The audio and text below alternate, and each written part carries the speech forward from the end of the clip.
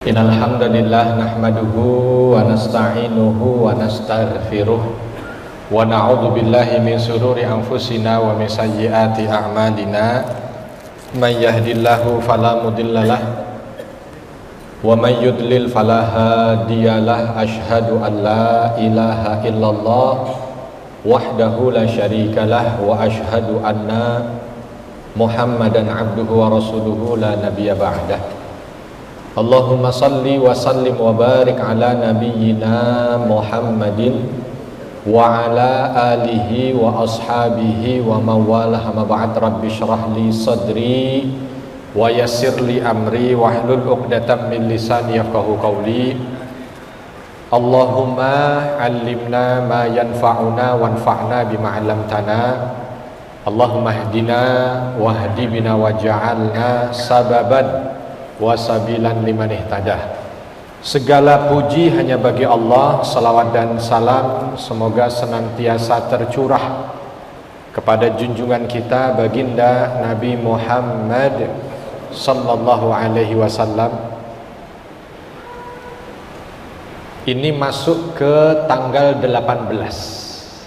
Kita baru saja selesai di tanggal 17. Tanggal 17 Ramadan. Jumhur ulama menyampaikan bahwa inilah dia waktu di mana Al-Quran itu diturunkan. Ketika Allah Subhanahu wa taala berfirman, A'udzu billahi minasyaitonir rajim, bismillahirrahmanirrahim. Syahrul Ramadan alladzi unzila fihi al-Qur'an hudan lin-nasi wa bayyinatin minal huda wal furqan. Bulan Ramadan adalah bulan di mana Al-Quran diturunkan. Jadi Bapak dan Ibu yang dirahmati Allah, dan saya dapat informasi yang di bawah juga banyak ya. Mudah-mudahan yang di bawah pun bisa melihat dengan jelas bahwa dalam surah Al-Baqarah ini Allah dengan tegas mengatakan Al-Quran turun di bulan Ramadan. Syahrul Ramadan alladzi unzila fihi al-Qur'an. Bulan Ramadan di mana bulan Al-Qur'an diturunkan.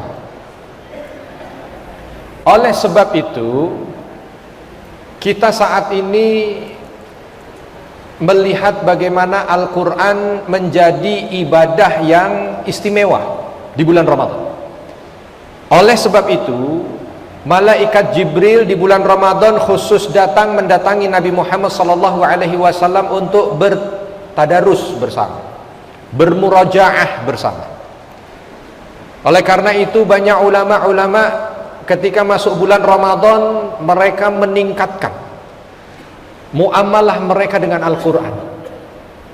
Imam Syafi'i, Abu Hanifah, Imam Malik rahimahumullah, dalam beberapa riwayat disampaikan kalau di bulan Ramadan sehari khatam 2 kali.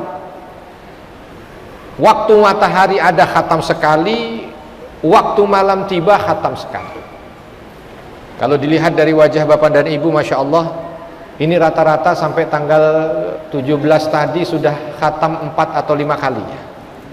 Kelihatan. Alhamdulillah.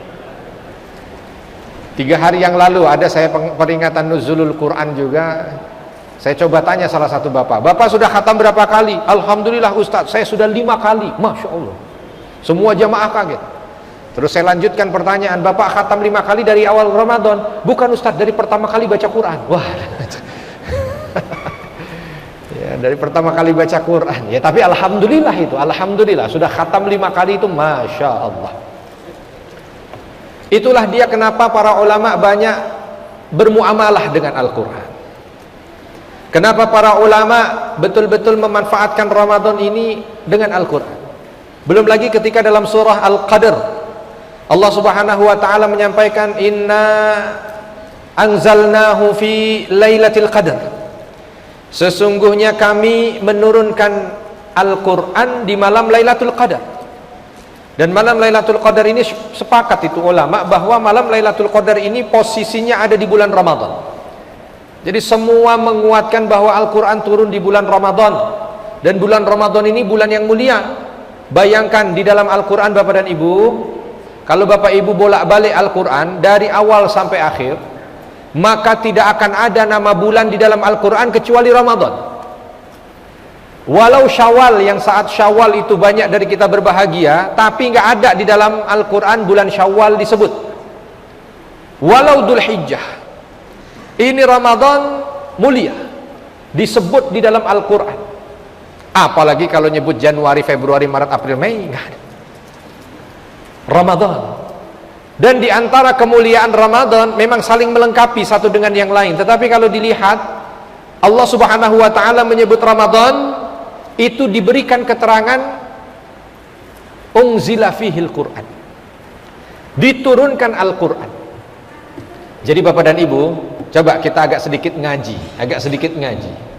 Ketika Allah Subhanahu wa taala sampaikan syahrul Ramadan alladzi unzila fihil Quran,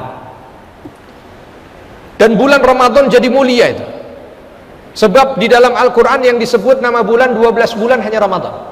Cuman saya mau tanya sekarang, kira-kira di situ disebut dua, ada syahrul Ramadan, ada Al-Quran. Bulan Ramadan di mana Al-Quran diturunkan di dalamnya. Kira-kira Ramadan atau Al-Quran yang lebih mulia? Kira-kira ada yang mau jawab? Saya ulangi lagi nih redaksinya supaya kita tahu mana yang dinaikkan derajatnya. Contoh misalkan, kalau saya jalan bersama dengan alim besar, seorang ulama besar, arifin berjalan dengan syekh fulan, itu kira-kira yang mulia siapa Pak? Syekh fulan. Tapi karena bersama dengan syekh fulan ini, saya disebut sebab ini mulia. Nah sekarang pertanyaan saya, ketika Allah Subhanahu wa taala menyampaikan syahrul Ramadan alladzi unzila fihil Quran, ini mana yang naik derajatnya disebabkan karena salah satunya mulia? Nah, Masya Allah, ini ulama semua sudah ini. Kalau kita buka, karena memang begitu Pak.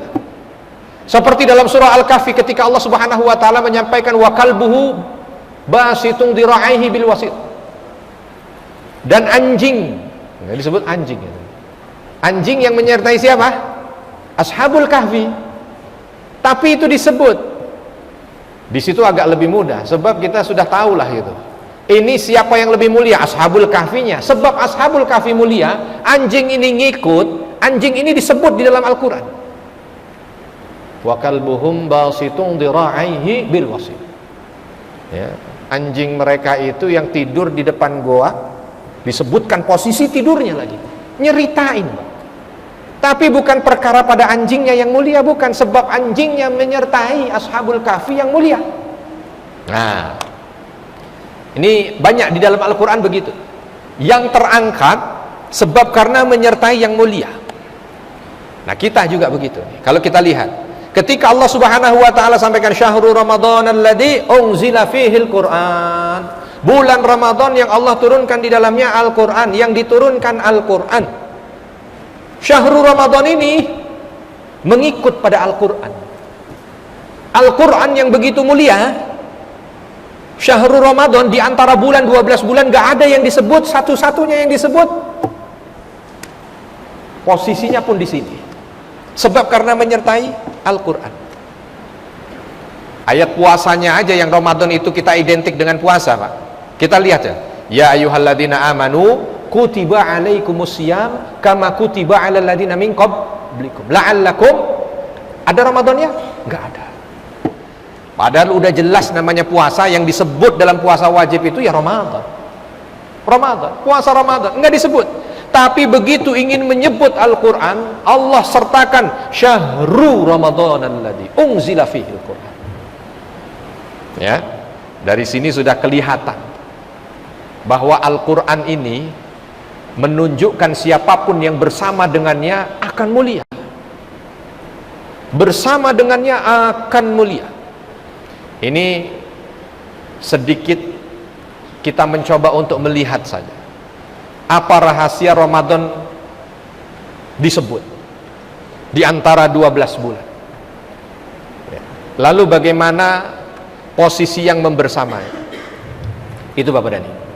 Sehingga jangan heran ketika Allah Subhanahu wa taala menyebut orang-orang yang dekat dengan Al-Qur'an disebut ahlullah wa khassatuh. Orang yang dekat dengan Al-Qur'an ini disebut sebagai lingkar dekatnya Allah, atau kalau mau diartikan orang yang senantiasa diperhatikan Allah, wa khassatuh, dan orang yang dikhususkan, VIP-nya. Sekarang kalau di dunia yang disebut orang VIP itu kalau punya jabatan tuh VIP, punya pangkat VIP, punya harta VIP. Kalau masuk acara nikah gitu kan, acara walimah, acara apa lagi, ada tulisan jalur VIP. Tadi siang saya mengisi di salah satu kantor karena terlambat jamaah sudah nunggu lewat lift VIP, masuk tempat lain khusus tidak ada yang lewat situ, sebab yang lift umum ngantri. Terus dia bilang, yang mengantar saya itu, Ustadz, yang lewat sini biasanya minimal direktur. Oh ya, kenapa? Ini VIP. Oh ya, saya sampaikan di pengajian. Kadang-kadang kalau di dunia, karena memang materinya juga tentang Al-Quran pas, karena juga di tanggal 17 Ramadan. Kalau di dunia orang yang bisa begitu, itu orang yang punya jabatan, orang yang punya kedudukan, orang yang punya harta. Kalau untuk di mata Allah nggak berlaku. Mau di dunia, apalagi di akhirat, di mata Allah yang mampu untuk bisa mendapatkan jalur khusus VIP, ahlul Quran, ahlullah wa khassatuh. Orang yang senantiasa diperhatikan oleh Allah dan mendapatkan fasilitas khusus, itu Al-Quran. Oleh sebab itu, maka ini yang harus menjadi perhatian kita bersama. Kenapa di bulan Ramadan itu kita diminta untuk banyak dekat dengan Al-Quran? Kenapa? Kenapa di situ Al-Quran menjadi salah satu ibadah utama? Kenapa sampai Nabi Muhammad SAW didatangi oleh malaikat Jibril sekedar untuk memurajaah Al-Quran? Kenapa para ulama-ulama terdahulu fokus dengan Al-Quran sehingga bisa khatam sehari 2 kali, ada yang sehari sekali? Kenapa? Karena di bulan yang mulia ini tidaklah orang menjadi mulia kecuali kalau dia dekat dengan Al-Quran. Dekat dengan Al-Quran. Di sini juga ketahuan, kalau kita saat ini, saya banyak diminta untuk menyampaikan tentang beberapa hal yang urusannya itu umum lah gitu, dengan pembicara-pembicara yang punya kompetensi umum. Contoh, bicara tentang bagaimana degradasi moral di mata sosiolog, lalu bagaimana kondisi perkotaan di mata tata kelola kota, lalu dan senantiasa saya mencoba untuk menyampaikan bahwa kita ini yang menjadi lemah itu satu, sebab semua yang ada di kita ini kalau kita anggap masalah, kita tidak kembalikan pada Al-Quran. Itu masalahnya. Besok Bapak dan Ibu, besok saya ada launching buku, judulnya Transportasi Ilahiyah. Ini di launching di Sekolah Tinggi Angkutan Darat. Bukan saya sendiri yang nulis, saya berdua dengan seorang ahli tata kota, ahli angkutan. Hanya sekedar ketika saya diminta untuk mengisi tempat beliau, ada diskusi ringan saja. Beliau seorang profesor dalam bidang angkutan. Lalu ngobrol, terus saya bilang singkat, Pak, kalau bicara ini, kalau menurut saya bukan itu solusinya. Saya bilang begitu aja. Saya nggak punya ilmu sebenarnya, saya cuma punya ilmu dari sedikit dari Al-Quran. Terus dia marah, kenapa bukan itu? Coba kita buka ayatnya dulu. Tapi Masya Allah, begitu dibuka ayatnya terbuka, waduh Ustadz ini, baru dijelaskan lah gitu. Lalu ini, saya teringat dengan seorang profesor itu di Maroko. Ketika dia punya sahabat di Jerman, Muslim juga sama, kerja di salah satu perusahaan pesawat terbang. Lalu mereka berdua ngobrol, kita ini Muslim, dan dalam sejarah tidak bisa kita pungkiri bahwa yang menemukan pesawat pertama kali adalah seorang Muslim berdarah Andalusia, Abbas ibn Firnas. bukan wuraid bersaudara, bukan.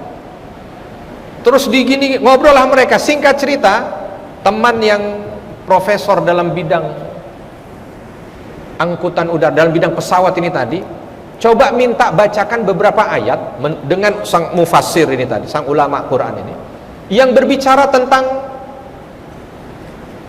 langit. Karena yang ditanya seorang profesor tafsir, ya langsung keluarlah. Dus. 1, 2, 3 ayat. Lalu profesor mengatakan, ini kamu tahu nggak? Ini rumus ini, ini rumus ini, ini rumus ini. Akhirnya jadilah mereka berkolaborasi. Dari itulah akhirnya saya juga terinspirasi. Alangkah dahsyatnya kalau semua ini dikembalikan ke Al-Quran. Makanya kemarin dalam waktu yang sangat relatif singkat, 250 halaman tertulis dengan judul transportasi ilahiyah. Orang ketika ahli transportasi baca, belum pernah itu begitu. Sebab apa? Mengambil dari Al-Quran.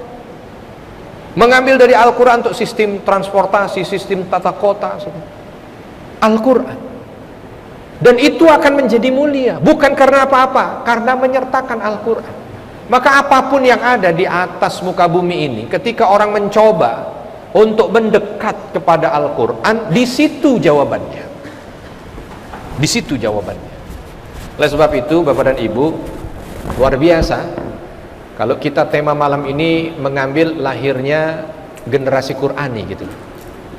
Sebab kalau kita ingin bangsa kita ini berjaya, kalau kita ingin bangsa kita ini menjadi pemimpin peradaban, kalau kita ingin bangsa kita ini gemah ripah loh jinawi, maka tidak ada kata lain kecuali Al-Quran. Kecuali Al-Quran, balik ke Al-Quran, sudah. Sekarang repot berbicara banyak sekali PHK, sekarang repot berbicara sulit cari kerja, sekarang repot berbicara generasi yang katanya susah sekali untuk dididik menjadi orang yang berkarakter. Tidak ada lain kecuali Al-Quran. Al-Quran, kembali ke Al-Quran. Kalau kita bicara, nanti mungkin saya kirim juga dah satu artikel nih, bagus. Artikel yang membicarakan tentang kenapa Al-Quran itu menjadi mulia. Ada kurang lebih sekitar 12 atau 13 sebab ya, Al-Quran itu menjadi mulia. Dan kalau itu kita pahami, demi Allah kita tidak akan meninggalkan itu Al-Quran. Contoh saya tanya, kalau Bapak Ibu punya emas segede gini, emas sebesar ini, kira-kira ditinggal sembarangan atau senantiasa dijaga? Masih kurang, Pak. Oke, emas semeja ini, emas semeja ini mustahil, Pak. Punya emas semeja ini ditaruh di garasi, mustahil. Punya emas seperti ini mustahil ditaruh biasa aja di ruang tamu, mustahil. Pasti akan dimasukkan, dijaga dia. Karena tahu. Nah, ya kalau yang nggak tahu jadi nggak. Semua itu ketika ada barang yang bagus, orang nggak tahu, jadi tidak akan menghormati dan tidak akan peduli kalau nggak tahu.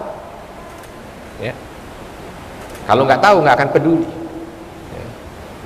Tapi kalau dia tahu, wah itu akan dijaga betul-betul, dijaga betul-betul. Ya. Kamera ini yang tahu kameramen. Kalau bukan kameramen tergeletak di pinggir, itu biasa aja, udah biarin aja. Sebab nggak tahu. Tapi kalau kameramen kadang-kadang dibawa tidur tuh. Kalau lagi dulu saya liputan sampai ke daerah-daerah yang konflik gitu ya, datang ke Palestina. Kalau kameramen tuh tidurnya aja bawa kamera. Begitu dia lepas karena dia pergi apa, diletakkan di mana ya saya juga ngeletakkan biasa aja. Sebab saya nggak tahu itu keutamaan itu. Tapi buat seorang kameramen, wah ini jangan sembarangan Ustaz. Kalau begini nanti bisa berubah ini, gitu kan. Sama, kita kadang-kadang meninggalkan Al-Quran itu sebab karena kita tidak tahu. Oleh sebab itu, bagaimana caranya melahirkan generasi Qurani? Generasi Qurani itu dilahirkan satu, ketika mampu setiap orang mendekatkan diri pada Al-Quran. Setiap keluarga saling memotivasi untuk dekat dengan Al-Quran. Karena kita ini memang bukan yang berbahasa ibu, bahasa Arab. Kita ini kan bahasanya bahasa Indonesia. Oleh sebab itu mungkin pendekatan kita dengan orang-orang Arab berbeda. Taruhlah mungkin kita agak terlambat, tetapi tidak masalah. Karena Allah Subhanahu wa taala dalam surah Al-Qamar sudah menegaskan. Ya, apa yang ditegaskan oleh Allah Subhanahu wa taala? Walaqad yassarnal Qur'ana lidzikri fahal min muddakir. Kan begitu. Dan bukan sekali, berkali-kali itu disebut dalam surah yang sama. Dan sungguh telah aku mudahkan Al-Quran untuk dipelajari. Sekarang tinggal ada nggak yang mau belajar? Ada tidak yang mau belajar? Oleh sebab itu generasi Qurani harus kita mulai dulu, kita dulu. Udah nggak usah jauh-jauh kita ngomong. Nggak usah kita bicara keluarga, nggak usah kita usul sama ketua DKM bagaimana kita bikin kelas, nggak usah kita usul pada RT, RW, nggak usah. Kita dulu. Mulai dari kita. Kalau kita udah tiap hari mampu untuk meluangkan waktu dekat dengan Al-Quran, maka insya Allah itu nanti akan merembet. Ada seorang ulama dari Mesir, beliau menyampaikan begini, orang-orang pada heran ketika mendengar bagaimana orang-orang soleh sebelum kita itu bisa khatam Quran 3 hari. Tapi saat ini begitu aku melihat bagaimana handphone tidak pernah lepas dari orang, setiap saat dia buka, maka aku jadi tidak heran lagi.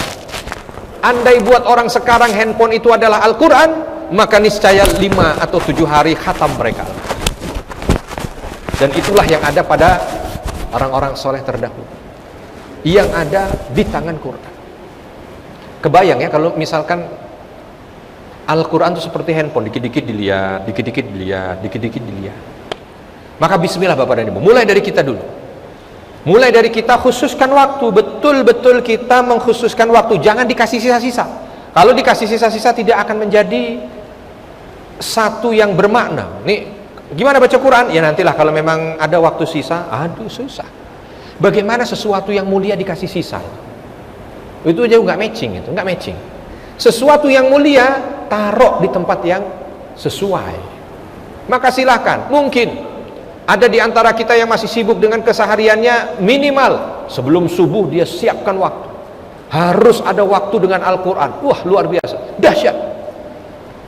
Ada beberapa khalifah yang membiasakan diri sepertiga malam sebelum menjalani hari memulai dengan Al-Quran.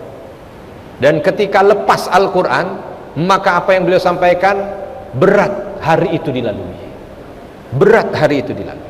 Maka kita coba, terserahlah, di antara kita mungkin waktunya beda-beda mana yang senggangnya, tapi harus ada waktu senggang khusus, bukan waktu senggang, waktu yang dikhususkan untuk membaca Al-Quran.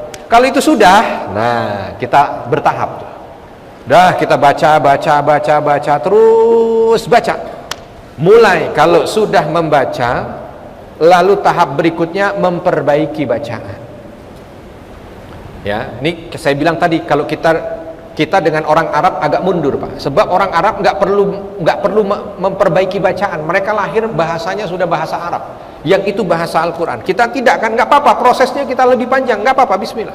Kita sudah baca, habis baca perbaiki, lah kenapa bukan perbaiki dulu Ustaz? Nggak, bukan perbaiki dulu, sebab kalau perbaiki dulu nanti tidak terbiasa dengan Al-Quran.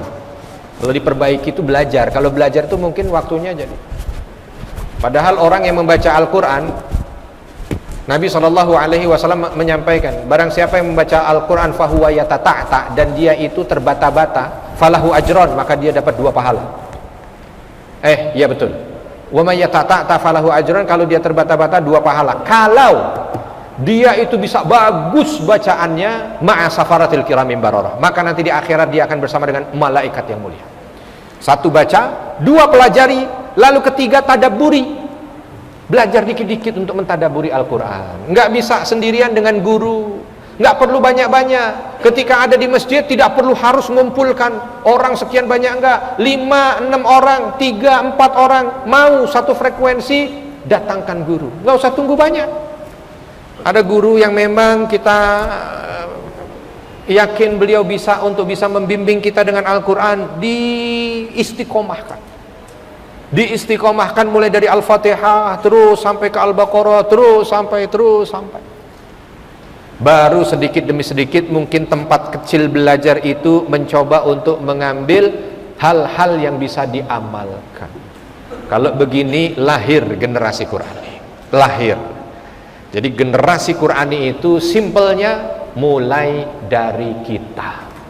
Kalau kita mulai, orang sekitar kita akan melihat dan dia akan meniru, mengikut apa yang kita kerjakan. Setelah itu ini akan menyebar dan insya Allah mudah-mudahan betul-betul mampu menjadi inspirasi, mampu menjadi sumber kebaikan.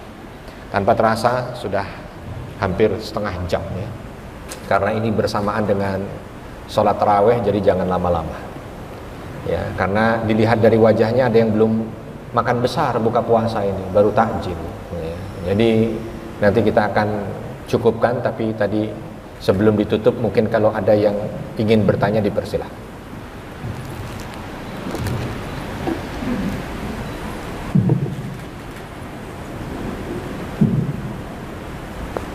Terima kasih kepada guru kita, Bapak Ustaz Arifin Nugroho, jazakumullahu khairan katsiran, yang telah memberikan tausiah kepada kita semua. Semoga apa yang beliau sampaikan dapat kita pahami dengan baik dan kita aplikasikan dalam kehidupan sehari-hari. Amin. Dan sebelum acara ditutup, kami membuka sesi tanya jawab, di mana kami memberikan mungkin 3 atau 4 pertanyaan.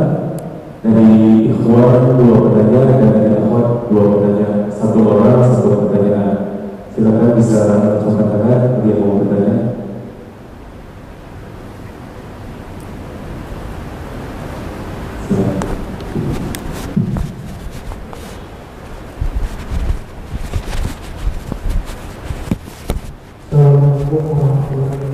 Waalaikumsalam warahmatullahi wabarakatuh.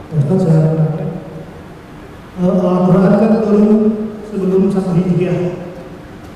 Nabi dapat wahyu. Lalu bagaimana bisa mengetahui bahwa Al-Quran turun di bulan Ramadan? Karena kan 1 Hijriah Nabi lagi hijrah ke mana? Itu Pertanyaan bagus. Bagaimana tahu bulan Ramadan? Kan Nabi hijrah, Al-Quran turun sebelum Nabi hijrah. Yang pertama, nama bulan dalam bahasa Arab 12 bulan ini sudah ada bahkan sebelum Nabi lahir. Sebelum Nabi lahir. Jadi orang Arab itu sudah punya tanggal, sudah punya bulan. Yang belum cuma 1, tahun. Kalau tahun mereka tidak pakai angka. Tahun mereka pakai kejadian. Peristiwa. Peristiwa apa? Peristiwa banjir, ya disebut tahun banjir. Peristiwa kering, sebut tahun kering. Makanya kalau ditanya, kapan Nabi Muhammad lahir? Jawabannya, tanggal 12, bulannya Rabiul Awal, tahunnya tahun gajah.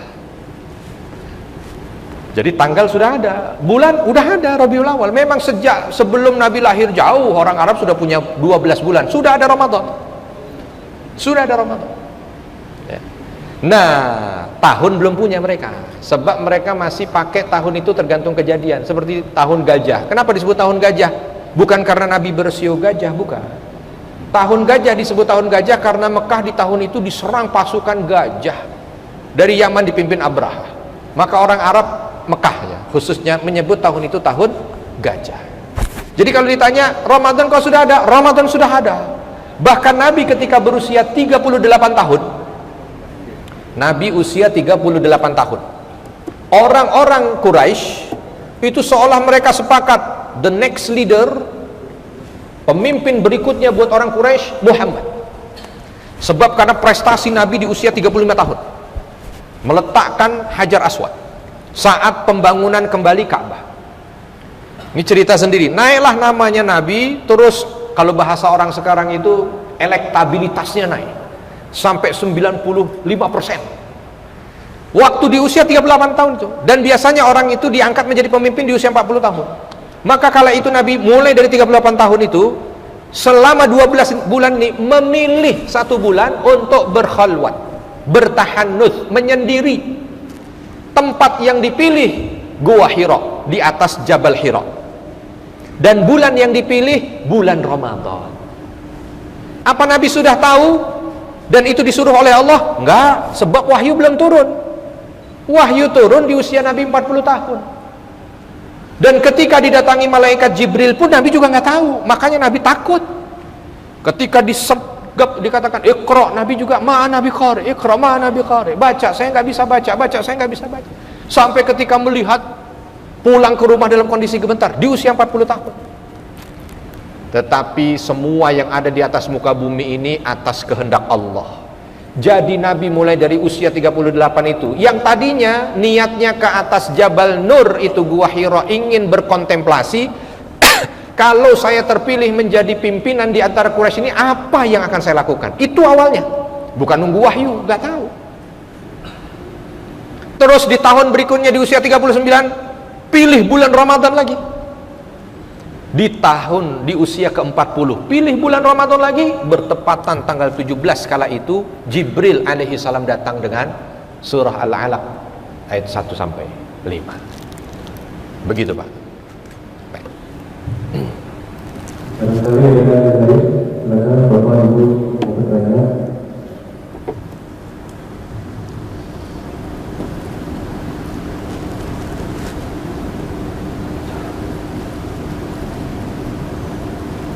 Assalamualaikum warahmatullahi wabarakatuh. Ustaz, malam raya Qadar itu apakah ada hubungan dengan turunnya Al-Quran? Nah, malam raya Qadar itu kan kita nggak tahu kapan kita dapatnya. Nah, malah disuruh mencari sendiri, kita tahu berapa. Jadi apa itu hubungan turunnya Al-Quran dengan malam raya Qadar? Baik, pertanyaan bagus lagi. Ustadz, kita ini kan diminta mencari malam Lailatul Qadar. Taharru Lailatul Qadri, kata Nabi kan. Kita diminta untuk mencari Lailatul Qadar. Dan Lailatul Qadar dengan keutamaan yang seperti itu disampaikan dalam surah Al-Qadar kan. Inna anzalnahu fi Lailatul Qadar.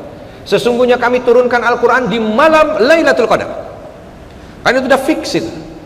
Malam turunnya Al-Quran itu disebut Lailatul Qadar, itu sudah fix. Lalu kalau memang sudah fix Ustadz, berarti ya sudah kita lihat saja kapan itu Al-Quran turun, berarti itu malam Lailatul Qadar dong. Kalau sekarang ini kita memperingati Nuzulul Quran, berarti ini Lailatul Qadar. Nah, gitu. Kalau kita sebut memperingati turunnya Al-Quran disebut Lailatul Qadar, salah. Kalau menyebut memperingati turunnya Al-Quran sama dengan memperingati Lailatul Qadar, mungkin benar. Karena sama, memperingati harus dengan memperingati. Kalau memperingati berarti sudah lewat. Ini harus ngaji nih ya, pelan-pelan. Kalau memang Lailatul Qadar itu di mana Al-Quran diturunkan, kalau Al-Quran diturunkan itu tanggal 17 Ramadan Ustadz, ya, berarti kan gampang sudah. Tiap tanggal 17 Ramadan berarti Lailatul Qadar. Ini rumus yang salah. Kenapa rumus yang salah? Sebab ketika Allah sampaikan diturunkan di malam Lailatul Qadar, kapan Al-Quran diturunkan? Apa tahun ini? Bukan. Tahun di mana dulu Nabi SAW ada. Kalau mau diartikan turunnya Al-Quran adalah turun yang pertama, atau diartikan turunnya Al-Quran turun dari langit, turun dari sisi Allah Subhanahu wa Ta'ala Sidratul Muntaha ke Baitul Izzah. Ini turun. Tapi turunnya bukan sekarang, turunnya dulu. Dulu bertepatan waktu turunnya Al-Quran itu pas takdirnya di situ malam Lailatul Qadar. Di sini dulu dipahami. Jadi ayatnya bunyinya begitu, udah benar. Tetapi ini mengabarkan, bukan menyampaikan statement bahwa namanya terus-terusan kalau di malam yang diperingati Nuzulul Quran itu berarti Lailatul Qadar, bukan. Sebab itu untuk menunjukkan masa lalu. Inna anzalnahu, sesungguhnya telah kami turunkan Al-Quran di malam Lailatul Qadar. Saat turun Al-Quran itu Lailatul Qadar, udah pasti itu. Yang hidup pada masa itu nggak perlu tanya kapan Lailatul Qadar itu. Nah sekarang kita bukan lagi masa turun Al-Quran, Al-Quran sudah lama. Cuman untuk menunjukkan kemuliaan, maka disebut bahwa Al-Quran itu diturunkan di malam bertepatan Lailatul Qadar. Gitu. Kalau sekarang ikut apa yang disampaikan oleh Nabi, taharru Lailatul Qadar fi ashril awakhir min Ramadan. Carilah malam Lailatul Qadar itu di 10 terakhir bulan Ramadan. Lailatul Qadar mungkin turun, kalau ini diceritakan turun bertepatan dengan Al-Quran diturunkan. Bisa jadi nanti mungkin bersamaan dengan sesuatu peristiwa-peristiwa yang sifatnya mungkin pribadi. Andai ada orang yang menikah di malam 27 ya, ada orang menikah di malam 27. Kalau bertepatan malam itu Lailatul Qadar, berarti orang ini menikah di malam Lailatul Qadar. Tapi apakah terus nanti di tahun berikutnya di hari pernikahan fulan itu lalu disematkan bahwa malam itu masih Lailatul Qadar? Enggak, karena akan berubah lagi di malam yang lain. Jadi ini mengabarkan bahwa saat diturunkannya Al-Quran itu bertepatan dengan malam Lailatul Qadar. Kabar dulu. Sekarang tidak mesti tanggal 17. Bisa jadi, tapi tidak mesti. Begitu kurang lebih Pak ya. Baik. Satu lagi. Ya, silakan.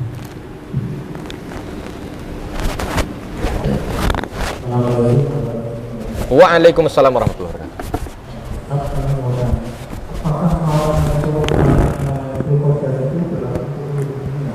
Baik.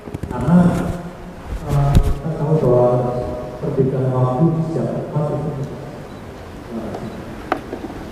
Apakah Lailatul Qadar berlaku untuk setiap dunia? Pertanyaan bagus lagi, Masya Allah, pertanyaannya bagus-bagus. Ya, berlaku untuk setiap dunia. Berarti bagaimana Ustadz? Kan waktu berbeda-beda. Gampang. Kalau pertanyaan saya, apakah sholat subuh itu berlaku untuk seluruh dunia? Berlaku. Apakah sholat subuh itu hanya untuk di sini terus di belahan bumi lain nggak ada subuh? Begitu kita terbang ke Amerika, di sini ada subuh? Nggak ada subuh. Ada subuh. Sholat tetap 5 waktu, ada subuh. Nah, waktunya bagaimana? Waktunya berbeda. Memang berbeda seperti berbedanya sholat saja. Dan tidak ada masalah. Kalau waktu subuh di sini waktu subuh, ya berarti di sini subuh. Di Amerika belum subuh. Di Amerika masih jam 5 sore. Ya. Berarti subuhnya kapan? Ya nanti subuhnya berikutnya. Ah, terus kalau nanti di sini Lailatul Qadar di tempat lain, ya belum. Ah, berarti dia udah tahu dong Ustaz. Dari mana dia tahunya? Orang yang tempat aslinya juga nggak tahu. Apa kita, ini Lailatul Qadar, telepon yang di Amerika, Lailatul Qadar, siap-siap, gitu. Orang kita aja nggak tahu kalau itu Lailatul Qadar. Ya kan? Kecuali kalau kita tahu Lailatul Qadar. Makanya semua hadis yang menceritakan tentang tanda-tanda Lailatul Qadar, kalau itu bicara sebelum, rata-rata maudhu, palsu. Ada yang menyampaikan kalau Lailatul Qadar itu namanya daun nggak bergerak. Ya, kalau begitu nanti orang nggak sibuk ibadah Pak, sibuk ngeliatin daun. Wah, bergerak nggak jadi, telepon keluarganya, belum.